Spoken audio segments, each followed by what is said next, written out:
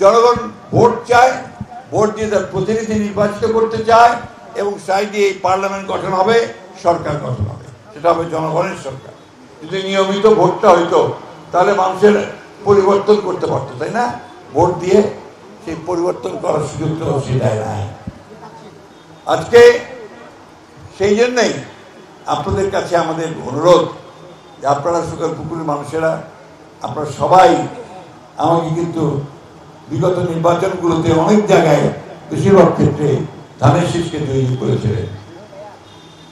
আমরা যেহেতু তার পরে আর ভোট করিনি, আপনাদের কাছে আসিনি, সেই জন্য আপনাদের কাছে এটা অনুরোধ থাকবে দেশকে সুন্দর রাখতে, সুস্থ রাখতে আপনার ধানের শীষকেই বেছে নেওয়ার জন্য আমি আপনাদেরকে অনুরোধ করব।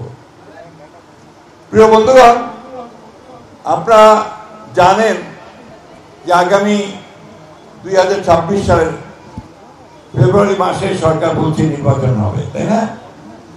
কিন্তু নির্বাচনের সামনে আমার একটা কালো মেঘ দেখা দিয়েছে।